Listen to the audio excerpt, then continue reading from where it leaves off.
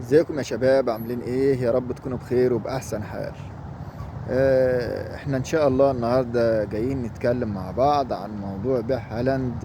وهل بيع هالاند ده قرار يعني صائب وصحيح، ولا يعني قرار خاطئ؟ انا عن نفسي واحد من الناس بعت هالاند من جولتين فاتوا. يعني وبصراحة بعد ما بعته يعني انا ندمت على ان انا بعت هالاند. لكن هي ملحوقة ان شاء الله، هقدر اجيبه تاني وارجعه تاني.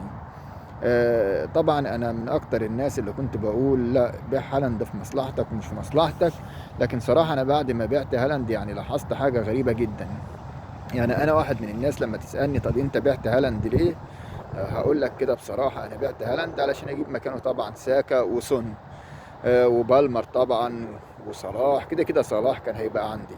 فانا لما بعت واحد زي هالاند وجبت مكانه ساكا وسون، آه، لقيت ان ساكا وسون ما عملوش حاجه. يعني مش هالاند لوحديه، علشان الناس بس كلها ما تتحملش على هالاند وتقول ان هالاند مستوحش، هالاند بيطلع بلانك اكتر من مباراه، هالاند ما اعرفش ماله. انا جبت سون وجبت طبعا ساكا. وللاسف الاثنين اخر مباراتين طلعوا بلانك. يعني انا ما استفدتش منهم حاجه، بالعكس. يعني هالاند اخر مباراه الراجل احرز هدف، وكان عنده يعني 6 نقاط. بالكابتن كان هيبقى 12 نقطة، وكان واخد بونص 3 نقاط، كان بقي 18 نقطة. لولا الإنذار وسوء الحظ اللي حصل في الإنذار في آخر دقيقة نزلته 10 نقاط. يعني هالاند كان جاب 18 نقطة الجولة اللي فاتت. فإنك تبيع هالاند ده قرار مش صح. ليه مش صح؟ لأن أنت بوجود هالاند في التشكيلة أنت على الأقل ضامن إن على الاقل كل مباراه الراجل ده يحرز لك هدف. اي نعم طلع مباراه او اتنين بلانك، لكن هو مش هيفضل كده على طول. وبعدين كمان السيتي يعتبر كان اكتر فريق عامل اكس جي على المرمى، يعني اكتر فريق عامل يعني محاولات على المرمى، واكتر فريق كان اقرب للتسجيل. وهالاند لو كان محظوظ في المباريات اللي فاتت كان ممكن يطلع بثلاث اربع اهداف على الاقل.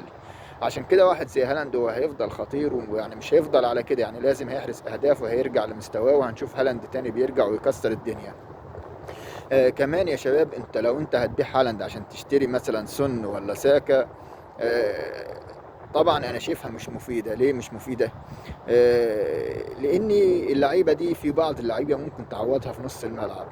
هو اللعيب اللي يكون صح معاك يعني، او انت عايز تختار صح.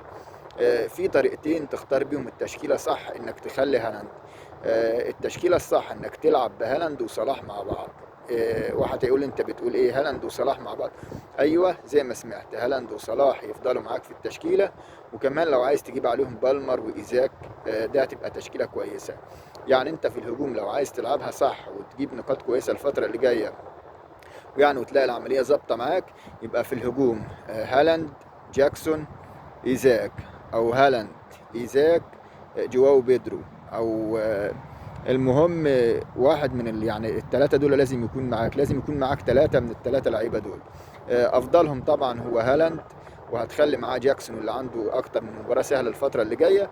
وهتخلي مع جاكسون واحد زي ايزاك برضو، اللي الراجل بدا يستعيد مستواه. لو انت معكش فلوس كفايه تشتري مثلا ايزاك، ممكن تشتري واحد زي جواو بيدرو، الراجل اللي طبعا احنا عارفين مستواه عارفين قدراته. وده يكون افضل اختيار ليك. ده في حالة مثلا لو انت بتفضل تلعب بالثلاثة دول. يعني انت لو لعبت بإيزاك وهالاند يفضل يكون معاك جواو بيدرو. بس كده في نص الملعب هيكون معاك صلاح وبالمر، او صلاح وسون، اللي انت تختار. انا شايف صلاح وبالمر افضل اتنين في خط الوسط. يعني انت تشكيلتك هتكون كالتالي في خط الوسط: صلاح، بالمر، ومعاه، لان بالمر بصراحة عنده مباريات سهلة الفترة اللي جاية، فلازم يكون معاك صلاح وبالمر وهالاند وإيزاك وجاكسون. دول افضل خمسة تبدأ بيهم في التشكيلة بتاعتك، ويفرقوا معاك كتير ومش هتتأثر. يعني لو هالاند عمل حاجة فهو كده كده معاك، حتى لو مش مكابتنه انت هتستفيد بنص النقاط. صلاح كمان لو عمل حاجة لو انت مش مكابتنه هتستفيد بنص النقاط. علشان كده انا شايف دي افضل تشكيله هتحافظ بيها على هالاند. وكمان اللعيبه اللي هتبقى معاك في خط النص لعيبه مش سهله، لعيبه كبيره وبتعمل حاجات كتير. ليه؟ لان انت لما يكون عندك جاكسون وايزاك وهالاند في الهجوم ما شاء الله ثلاثه، يعني مالهمش حل. في نص الملعب لما يكون عندك بالمر ومعاه صلاح، يعني انت عايز ايه تاني؟ هتحط معاهم واحد زي روجرز بتاع استون فيلا، الراجل اللي مستوياته يعني كويسه وبيقدم حاجه كويسه. هتحط معاه واحد زي سميث رو اللي كل مباراه بيقدر يعمل حاجه في الفتره الاخيره. ممكن تحط معاه واحد زي جرناتشو تستفيد بيه، او ممكن تحط واحد زي امادو ديالو برضه تقدر تستفيد بيه. فانك وجود هالاند وصلاح وبالمر وايزاك في التشكيله بالعكس ده هيديك قوه اكتر وهيديك حلول اكتر. طيب لو انت مش عايز ايزاك في خط الهجوم، يعني لو عايز لعيبه سعرها كويس مع هالاند، زي مثلا لو انت حابب تبدا بهالاند وتجيب معاه مثلا واحد زي جواو بيدرو سعره قليل، وتجيب كمان معاه واحد زي مثلا كريس وود او واحد زي مثلا ويلبك، اللعيبه اللي سعرها رخيص، علشان انت عايز تستفيد بواحد زياده في خط الوسط زي سون. يعني انت عايز كده يكون معاك هالاند، وطبعا واحد زي جواو بيدرو، ويكون معاك واحد زي ويلبك او كريس وود دول في الهجوم. وهيكون معاك في خط الوسط في الحاله اللي زي كده صلاح وبالمر وسون. لان سون افضل من ساكا. ليه سون افضل من ساكا؟ لان سون بصراحه من اللعيبه اللي ممكن في اي وقت تعمل يعني دبل في المباراه. يعني ايه دبل؟